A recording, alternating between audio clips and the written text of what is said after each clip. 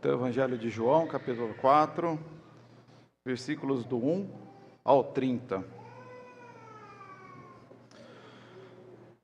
Quando, pois, o Senhor veio a saber que os fariseus tinham ouvido dizer que ele, Jesus, fazia e batizava mais discípulos que João, se bem que Jesus mesmo não batizava, e sim os seus discípulos, deixou a Judéia, retirando-se outra vez para a Galiléia. E era-lhe necessário atravessar a província de Samaria. Chegou, pois, a uma cidade samaritana, chamada Sicar, perto das terras que Jacó dera a seu filho José. Ali estava a fonte de Jacó. Cansado da viagem, assentara-se Jesus junto à fonte, por volta da hora sexta. Nisto, veio uma mulher samaritana tirar água. Disse-lhe Jesus: dá-me de beber. Pois seus discípulos tinham ido à cidade para comprar alimentos. Então lhe disse a mulher samaritana: como, sendo tu judeu, pedes de beber a mim, que sou samaritana? Porque os judeus não se davam com os samaritanos. Replicou-lhe Jesus: se conheceras o dom de Deus e quem é que te pede, dá-me de beber, tu lhe pedirias e ele te daria água viva. Respondeu-lhe ela: Senhor, tu não tens o que tirar e o poço é fundo. Onde, pois, tens a água viva? És tu, porventura, maior que Jacó, o nosso pai, que nos deu o poço do qual ele mesmo bebeu, e bem assim seus filhos e seu gado? Afirmou-lhe Jesus: quem beber dessa água tornará a ter sede. Aquele, porém, que beber da água que eu lhe der, nunca mais terá sede. Pelo contrário, a água que eu lhe der será nele uma fonte a jorrar para a vida eterna.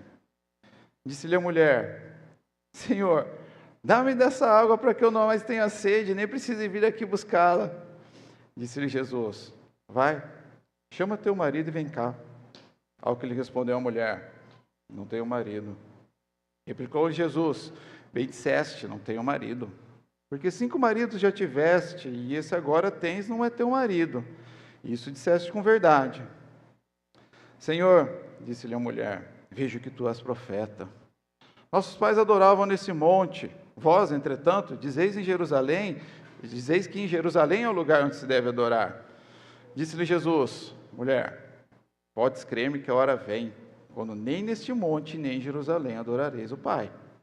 Vós adorais o que não conheceis, nós adoramos o que conhecemos, porque a salvação vem dos judeus. Mas vem a hora, e já chegou, em que os verdadeiros adoradores adorarão o Pai em espírito e em verdade. Porque são esses que o Pai procura para seus adoradores. Deus é espírito, importa que seus adoradores o adorem em espírito e em verdade. Eu sei, respondeu a mulher, que há de vir um Messias chamado Cristo. Quando ele vier, nos anunciará todas as coisas. Disse-lhe Jesus: eu o sou, eu que falo contigo. Nesse ponto, chegaram os discípulos e se admiraram de que estivesse falando com uma mulher. Todavia, nenhum lhe disse: que perguntas? Ou, por que falas com ela? Quanto à mulher, deixou o seu cântaro e foi à cidade e disse àqueles homens: vinde comigo e vede um homem que me disse tudo quanto tenho feito. Será este, porventura, o Cristo? Saíram, pois, da cidade e vieram ter com eles. Eterno e soberano Deus, obrigado pela sua palavra. Obrigado porque o Senhor conversa com nós, nos ensina, Senhor, através dela. Peço que o Senhor conduza essa pregação, que o seu nome seja glorificado acima de tudo, que os nossos corações estejam prontos para receber a sua palavra e mudarmos nossos comportamentos e glorificarmos o seu nome com as nossas vidas, Pai. Em nome de Jesus. Amém. Então, o cenário aqui, né? Jesus estava lá em, me perdi de novo, lá na Judéia, pregando, e os fariseus começaram a ficar incomodados, porque tinha muita gente seguindo Jesus, muito mais gente do que seguia João Batista já incomodava um pouco, agora Jesus está atraindo mais gente para ele. Os fariseus começam a perder poder político, poder religioso, e isso começa a incomodar, e eles começam a planejar algo contra o Senhor Jesus. O Senhor Jesus, percebendo isso, sai daquela região. Não é hora de embate, não é a hora dele, não é a forma como ele veio para morrer. Isso também aconteceu, uma outra situação, que é narrada lá em Lucas 4, de 14 a 29, quando Jesus está pregando na sinagoga. E o pessoal lá começa a ficar revoltado, querer jogar ele de cima do monte onde está a sinagoga, e ele simplesmente sai por entre a multidão. Não era a hora dele. E caminhando então, ele ia para Galiléia. Para chegar na Galiléia, tinha dois caminhos. Um caminho mais curto, que ele atravessaria Samaria, por essa cidade de Sicar, e um caminho mais longo, que os judeus preferiam, que dava a volta para não passar pelo território de Samaria.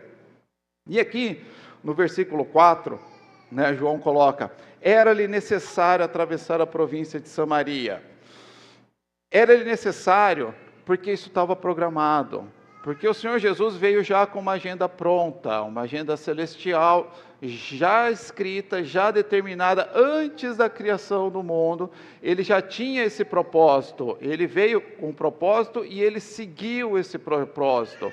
Era necessário porque tinha alguém lá que ele queria alcançar, por isso que ele foi passando por Samaria, E nisso a gente tira dois aprendizados. Um, que ele tem um propósito para a vida de cada um de nós, por isso ele trouxe a gente aqui hoje. Ele trouxe a gente aqui hoje para louvá-lo, para escutar da palavra dele, para aprendermos cada vez mais dele. E outro é que ele seguiu os seus propósitos. Ele tinha uma missão e ele seguiu o script dele. Quando nós começamos algum projeto, a gente tem que começar visando o final, começar visando todas as etapas, e não simplesmente começa e vamos ver no que vai acontecer. Ele veio determinado para fazer o que ele tinha que para fazer. Ezequiel 34, de 11 e 13, escreve para a gente: porque assim diz o Senhor Deus, eis que eu mesmo procurarei as minhas ovelhas e as buscarei, como o pastor busca o seu rebanho, no dia em que encontra ovelhas dispersas. Assim buscarei as minhas ovelhas, livrá-las-ei de todos os lugares por onde foram espalhadas no dia das nuvens de escuridão. Tirá-las-ei dos povos e as congregarei nos diversos países, e as introduzirei na sua terra. Apacentá-las-ei nos montes de Israel, junto às correntes em todos os lugares habitados da terra. Uma profecia sobre a igreja. A igreja não seriam os judeus, a igreja seria através dos gentios também. E o Senhor Jesus estava indo buscar alguém da sua igreja, lá em Samaria, lá em Sicar. E por que tinha esse problema todo, que não dava para passar por Samaria? Por que os judeus não gostavam dos samaritanos? Isso remonta lá do início, do rei Roboão, quarto, Saúl, Davi, Salomão, Roboão, o quarto rei que teve o reino de Israel. Quando o reino foi dividido, 10 tribos seguiram Jeroboão primeiro, outras 2 tribos, Judá e Benjamim, ficaram com Roboão. Dessas 10 tribos, a capital tornou-se Samaria, e todos os reis dessa história, a partir daí, sempre fizeram o que era mal perante o Senhor. Eles foram para o cativeiro, através do rei da Síria. E o que o rei da Síria fez? Ele levou os nobres, os mais ricos, os que ele podia aproveitar para o reino dele, e deixou o resto do pessoal lá, os mais pobres, os com menos condições. E para que esse povo não se reerguesse, ele envia outros estrangeiros para povoar aquele local, e eles se relacionaram com os judeus que ficaram por ali, e tornou-se um povo mestiço, com sincretismo religioso. Tinha o povo que veio lá para Samaria com os seus deuses, com os seus costumes, os israelitas que estavam lá com os seus deuses e seus costumes, misturou tudão. E em 2 Reis 17, 27, a gente lê que o rei da Síria, ele mandou um sacerdote para ensinar o povo a como cultuar o Deus daquela região. Eles acreditavam muito em deuses locais, Então, se tem aquele local, eu vou administrar aquele local, deixa eu agradar o Deus daquele local. Então ele mandou um sacerdote para lá, que foi ensinar sobre a lei, como deveria se servir ao Deus eterno. E misturou tudão ali, num sincretismo bem tosco, e assim eles viviam. Os judeus de Judá e Benjamim, que ficaram com Roboão, alguns reis fizeram o que era bom perante o Senhor, muitos fizeram o que era mal, e eles também foram parar no cativeiro. Ficaram 70 anos na Babilônia, depois voltaram, mas voltaram com o intuito de seguir a lei do Senhor, voltaram com o intuito de reconstruir o templo, voltaram com o intuito de seguir a regra direitinho. Eles entenderam, opa, a gente foi parar lá no cativeiro porque a gente andou errado, então agora vamos começar a andar certinho. Daí começa aí o embriãozinho desses fariseus aqui da época de Jesus. Vamos tomar conta da lei. O problema é que eles foram inventando leis e leis em cima da própria lei, perderam um pouco a mão. E aí, então, eram povos bem diferentes, eles não se relacionavam, os judeus sempre se acharam os mais santos, inclusive em relação aos samaritanos que estavam miscigenados, então eles não tinham relacionamento. Quando Neemias volta para reconstruir o templo, ali a gente vê isso no livro de Neemias e de Esdras, os samaritanos tentam fazer aliança com os judeus, só que os judeus não querem. Não, vocês são outro povo, tudo bem, a gente tem aí um pedacinho de parentesco, mas nós não somos o mesmo povo, vocês têm outros deuses, a gente não vai se misturar com vocês. Nisso já começou a aumentar mais o ódio entre eles. Depois, o Samaria, o rei samaritano, ele constrói um templo no Monte Gerizim. Esse mesmo monte que a mulher comenta aqui no versículo 22. Vós adorais o que não... Não, peraí, não é esse. No 20, nossos pais adoravam neste monte, é o Monte Gerizim, onde eles construíram um templo, meio que para concorrer com o templo de Jerusalém. Tá bom, a gente não pode adorar aí, então a gente vai construir um outro monte aqui, um outro templo aqui. E para piorar a história, por volta de 200 anos antes de Cristo, os judeus destruíram aquele templo lá em Gerizim. Então o ódio está aí caminhando há muito tempo, E por isso que os judeus não se davam com os samaritanos, os judeus nem encostavam nos utensílios dos samaritanos, com medo de ficarem impuros. É nesse contexto que o Senhor Jesus entra em Samaria, e aí ele chega a uma cidade chamada Sicar, vai lá na fonte de Jacó, por volta da hora sexta começa a cena que a gente leu aqui, A hora sexta é o meio-dia, a sexta hora do dia, nasceu o sol às 6 horas, hora sexta, meio-dia. A mulher samaritana estava indo buscar água ao meio-dia, num sol de rachar. Não é muito hora que alguém resolve trabalhar e buscar água, ficar carregando peso, Ela estava levando um cântaro, não devia ser muito leve, ela ia encher de água, ia trazer um negócio mais pesado ainda ao meio-dia. Muito provavelmente porque ela não queria encontrar ninguém. Porque quando a gente vê lá no versículo 18, o Senhor Jesus fala, 5 maridos já tiveste, e esse que agora tens não é teu marido. Pode-se entender que ela era só companheira, eles viviam juntos, numa relação extraconjugal, não casados. Como pode-se entender também que não é teu marido porque é de outra. Então você é amante com um homem casado. Ela já era mal falada. As pessoas muito provavelmente a julgavam, as pessoas muito provavelmente tiravam sarro dela, as pessoas muito provavelmente só queriam estar perto dela para se sentir melhor. Aquela ideia de que a gente fala mal dos outros, a gente gosta de falar mal dos outros, porque aí a gente rebaixa o outro como se a gente fosse melhor, sendo todos nós pecadores. E ela, provavelmente para não encontrar com ninguém, então eu vou na hora que não tem ninguém, num sol de rachar mamona, e vamos lá. E ela vai chegando no poço, sem querer encontrar ninguém, e de repente ela encontra um homem. Homens também não conversavam com mulheres, muito menos com mulheres samaritanas. Os judeus, os rabinos, os mais ortodoxos, às vezes não conversavam nem com a própria esposa em público. Era algo que não se devia fazer. E ela já sabia disso, ela sabia desse comportamento, essa repulsa dos homens de conversar com mulheres em público. E ela está chegando e, imagina ela lá na cabeça dela, caramba, eu estou aqui nesse solão e tem um cara sentado ali no poço. Ela chega mais perto e esse cara é judeu. E ela já vai com a cara fechada, vou lá tirar a água e o judeu resolve conversar comigo. Então, aí a gente começa a entender um pouquinho o porquê das respostas que ela deu e começa a entender mais ou menos a intensidade da resposta dela. Mas Jesus, ele não estava lá para castigá-la, não estava lá para oprimi-la. E ele começa a conversa pedindo um favor para ela: dá-me de beber. Né? Ele começa dando valor para a mulher. A gente fala que o evangelho é machista, né? Que Paulo fala que você tem que ser submissa, né? Não entende o que é submissão e não lê o resto, que é só seu próprio marido, não é a todos os homens. Aqui Jesus está dando valor para a mulher. Ele está pedindo algo, e algo necessário para a gente viver. Ele está com sede. Se a gente não bebe água, a gente desidrata, a gente fica doente, a gente morre. Ele está falando: mulher, você é importante. Eu estou aqui porque você é importante.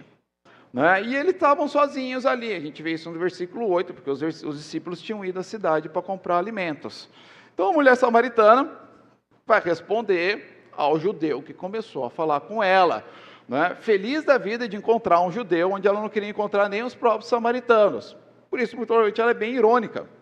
Né? Ela fala: como, sendo tu judeu, pede de beber para mim, que sou mulher e samaritana? Vocês que nem conversam com a gente e têm nojinho de pegar nas nossas coisas, você quer que eu pegue água e te dou? O que você está querendo? O que esse cara está querendo aqui comigo? Replicou-lhe Jesus, né? Porque Jesus é o próprio Deus, ele é misericordioso, ele tinha um propósito ali.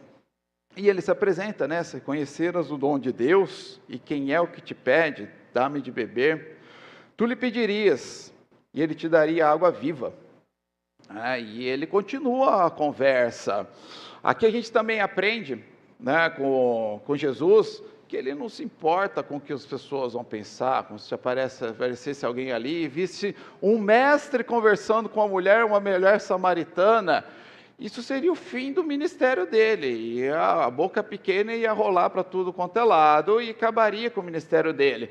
Mas ele não se preocupa com isso, né? Nos versículos 31, 34, mais para frente, né, quando os discípulos vão chegar com a comida e Jesus não vai querer comer, ele fala: a minha comida consiste em fazer a vontade daquele que me enviou e realizar a sua obra. Eu estou preocupado em cumprir a minha missão, em cumprir aquela agenda que a gente determinou lá na eternidade, Pai, Filho e Espírito Santo. Eu não estou preocupado com o que as pessoas estão pensando ao meu redor. Davi fala um pouquinho essa ideia para a gente também no Salmo 3:3, né? Porque muitas vezes a gente fica constrangido por conta da situação onde a gente se encontra, quando a gente vai falar do Evangelho. Davi fala: porém, tu, Senhor, és o meu escudo, és a minha glória, e o que exaltas a minha cabeça? Quem exalta a minha cabeça é o nosso Senhor, e não quem está por perto da gente. Né? A gente tem que ficar preocupado com o que o Senhor Jesus pensa de nós, e não com o que as pessoas pensam de nós. Continuando, então a mulher, ainda sem querer conversar com aquele judeu estranho, né? Muito provavelmente com algumas pedras na mão, né? Fechada ali, né? E ela provavelmente é bem sarcástica aqui com o Senhor Jesus, né? Respondeu-lhe ela: Senhor, o senhor não tem nem como tirar água aí do poço, aí você vai falar que vai me dar água viva? E assim, ela pensando em coisas materiais. Água viva, naquela época eles chamavam água viva de água corrente. Uma água do rio é uma água viva. Né? E tinha água que estava na cisterna ali parada, que era a água da cisterna mesmo, tinha um nome específico para ela. Né? Esse poço especificamente, ele tinha água viva, porque era sob um lençol freático, passava água corrente por lá, só que tinha que descer até lá embaixo para conseguir pegar essa água. Ela falou: mas você nem consegue aí, você vai me dar água viva? Porventura, né, você está se achando muito bom, né? Você é maior que Jacó que fez esse poço? Onde é que você vai tirar isso? Né? Do tipo, eu vim aqui pegar água, eu quero ir embora, não quero ficar conversando com você. Afirmou-lhe Jesus: quem beber dessa água tornará a ter sede. Aquele, porém, que beber da água que eu lhe der, nunca mais terá sede. Pelo contrário, a água que eu lhe der será nele uma fonte a jorrar a vida eterna. Aí a mulher continua na toada dela. Né? Aqui a gente tem as interpretações que eu estudei, né? Tem duas interpretações. Uma, que ela se mostra bem materialista, né? Do tipo, opa, estou gostando desse migué. Espera aí, estou começando a me interessar. Você me dá uma água que eu não vou ter sede, eu não vou precisar mais vir aqui para pegar água, não vou precisar mais ficar nesse solão. Ah, não, então eu quero. Então vamos lá. Não é mais ou menos como a maioria das pessoas vivem, né? E muitos crentes são assim também, né? Eles vêm para adorar o Senhor Jesus, por quê? Porque Ele é o Rei dos Reis, porque Ele é o Senhor dos Senhores, porque Ele é o dono da prata e do ouro, porque Ele pode curar, porque aí eu vou para o céu, eu vou ter uma aposentadoria plus, né? Eu vivi direitinho aqui na terra, eu sofri ali as perseguições do cristão, e agora eu estou no céu, estou bonito, estou no spa do céu, sem problema nenhum, como se fosse um prêmio que eu ganhei, né? E vem buscar a sua bênção. A gente vê várias igrejas prometendo coisas aí, e as pessoas vão adorar ao Senhor Jesus para agradá-lo, para receber alguma coisa, assim como qualquer pagão faz, adorando o sol, ou a lua, ou a água, ou algum ser imaginário que ele criou, né? Porque ele não tem controle sobre o sobrenatural, então se eu agradá-lo, ele vai ser favorável a mim, opa, beleza, né? Eu quero. Uma outra interpretação que eu acho que encaixa um pouquinho melhor, porque ela vem agressiva, né? E ela vem sarcástica contra o Senhor Jesus. Então, provavelmente, quando o Senhor Jesus falou para ela, quem beber dessa água, da água que eu lhe der, nunca mais terá sede, pelo contrário, a água que eu lhe der será uma fonte a jorrar da vida eterna. Então a mulher disse, me dá dessa água, de uma forma mais irônica, do tipo, pronto, chegou o circo em Sicar, vai lá, mágico, você não tem nem onde tirar a água daqui, você não consegue fazer um poço, ainda vai me dar uma água que eu nunca mais vou ter sede, então vamos lá, dá seu show, não é? Tipo, pô cara, só queria pegar água. Mas o Senhor Jesus, né, Ele estava lá com um propósito, e Ele é Deus, e Ele é misericordioso, né, e Ele continua a conversa, na mesma toada, vai, chama teu marido e vem cá. Alguns podem interpretar, olhando muito por cima, né? Tipo, que Jesus cansou. Pô, eu vim aqui, só estou tomando pontapé, só estou tomando tirada, agora eu vou pegar ali e vou esganar essa mulher, vou acabar com a raça dela. Vai lá e chama teu marido, sua prostituta. Mas não, ela pediu para beber a água viva.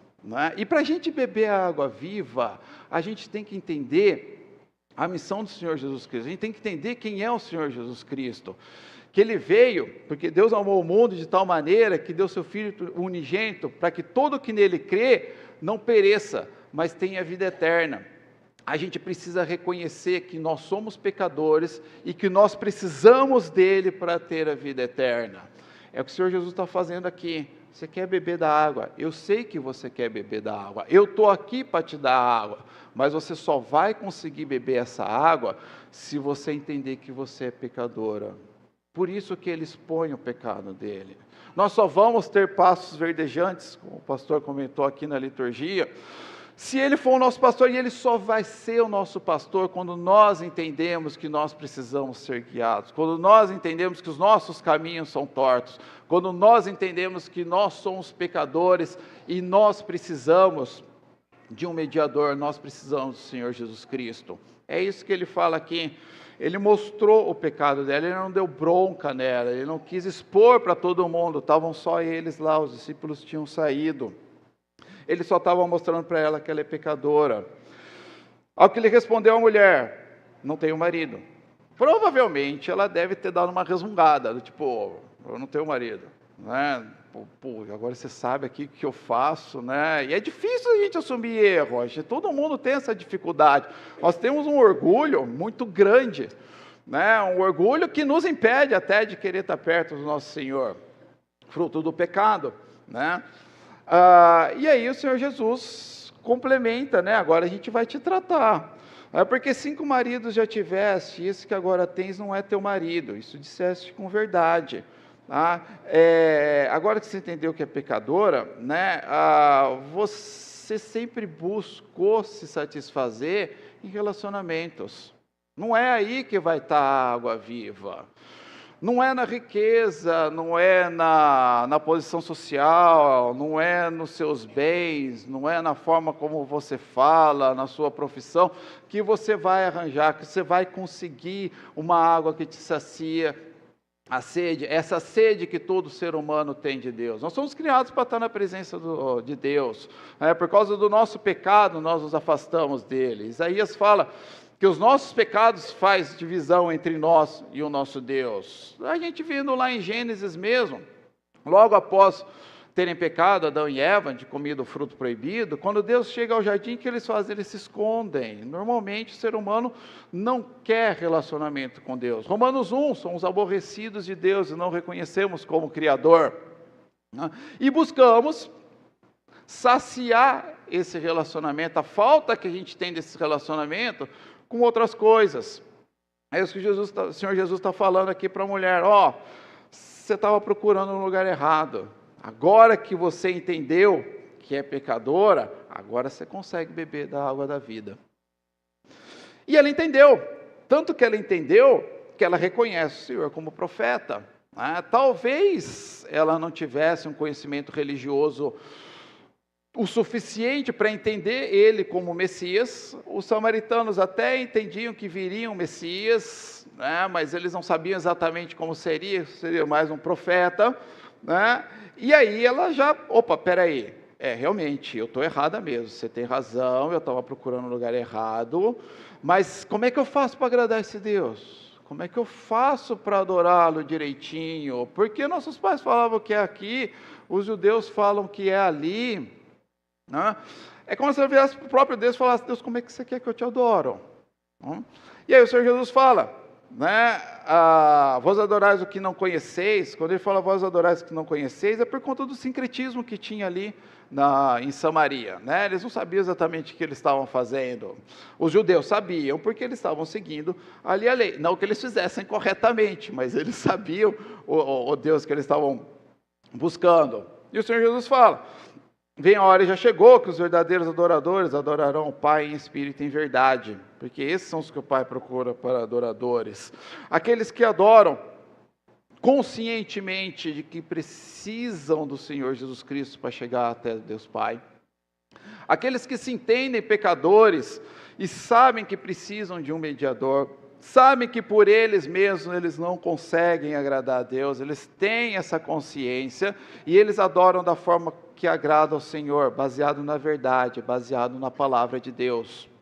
É isso que o Senhor Jesus estava ensinando para a mulher, E aí ela solta lá meio sem saber o que responder, Não, mas eu sei que vai vir um Messias e ele vai ensinar essas coisas para a gente.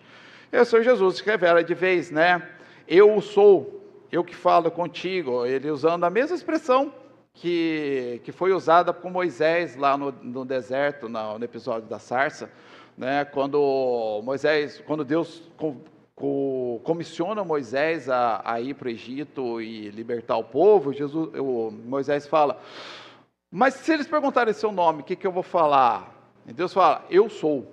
Diga que o eu sou mandou você até aqui. E é essa expressão que o Senhor Jesus fala: eu sou o eu sou, se referindo ao eu sou lá, que se apresentou a Moisés. Nesse ponto chegaram os discípulos. Daqui a pouquinho a gente fala dos discípulos. A mulher entendeu, encontrou quem é o Messias, entendeu quem pode satisfazê-la, quem pode mudar a vida dela, e realmente ela deixa a vida dela para trás e sai correndo para anunciar isso para os compatriotas dela, para as pessoas que moravam naquela mesma cidade. A gente entende isso, que aqui no versículo 28 fala: quanto a mulher deixou o seu cântaro, essa ideia de deixar o seu cântaro para trás, simboliza duas coisas. Uma é pressa, eu não vou ficar carregando peso para ir até lá, eu tenho urgência de ir avisar: encontrei alguém que falou tudo que eu tenho feito. Será que esse não é o Cristo que a gente está esperando? Vamos lá conversar com ele, vamos lá conhecer dele. E também significa que ela deixou a sua vida para trás. né? Ela mudou de vida, ela entendeu que aquela vida dela não agradava a Deus, ela entendeu que aquela vida dela não ia satisfazê-la, que só o que a satisfaz, só o que nos satisfaz é o Senhor Jesus Cristo. E nisso ela foi e virou uma missionária, né? Ela foi lá, anunciou, e no versículo 30, né, saíram, pois, da cidade e vieram ter com eles. E muita gente veio até o Senhor Jesus ali no poço, né, e vieram saber sobre o Senhor Jesus Cristo, né. O que a gente tem aqui, né, mostra assim, uma pessoa normal, antes de conhecer a graça do Senhor Jesus, antes de se entender pecador. Nós, antes de sermos alcançados pela graça, éramos assim como a mulher samaritana, de não dar bola, de não reconhecer a Deus, de não dar bola para Ele, de tirar sarro dele, de não dar valor para Ele. A hora que Ele nos alcança, porque Ele vem para nos buscar, é Ele quem nos alcança, nós mesmos continuaríamos como essa mulher samaritana.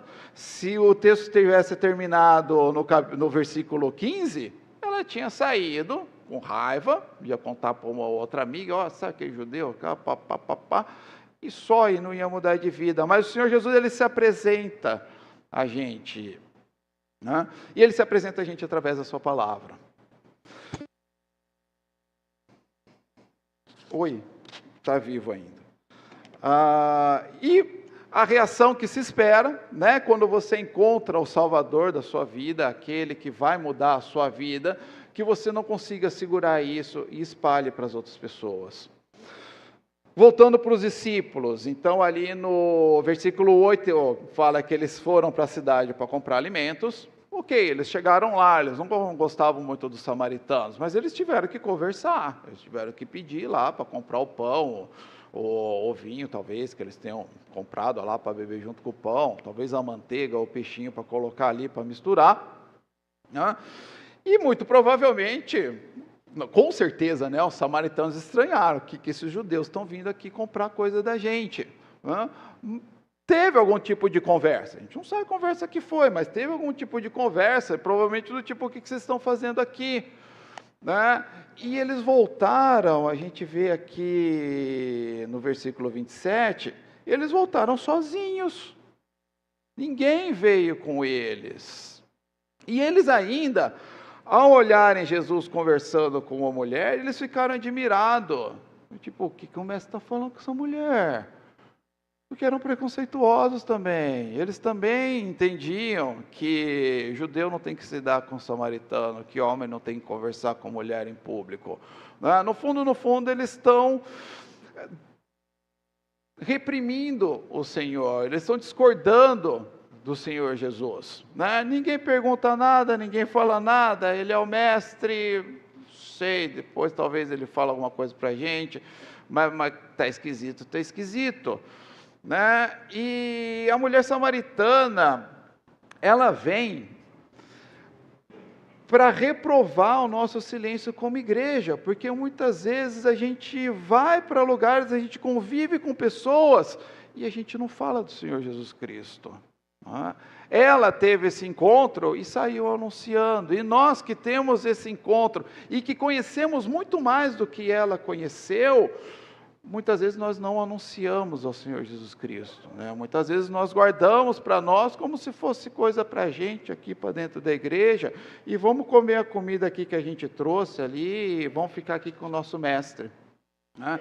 Que essa mulher ensine a gente, nos incomode a espalhar o nome do Senhor Jesus Cristo, a dar glória para Ele, a dar importância para Ele, a trazer pessoas para que estejam na presença dEle, porque toda honra, toda glória deve-se a Ele, né? E Ele veio para o que são seus, e não é a gente que decide quem são os seus, amém? Eterno e poderoso Deus, obrigado pela sua palavra, obrigado porque o Senhor revela a nós, Pai.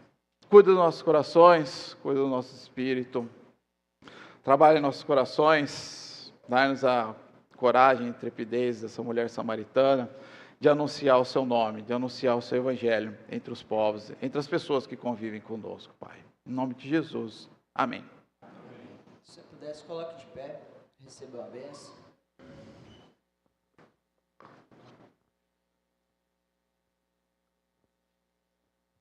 Meus irmãos, recebam a bênção. Que a graça do Senhor Jesus, o amor de Deus e a comunhão com o Espírito Santo seja com a vida de cada um de vocês, até que o Senhor Jesus venha. Amém.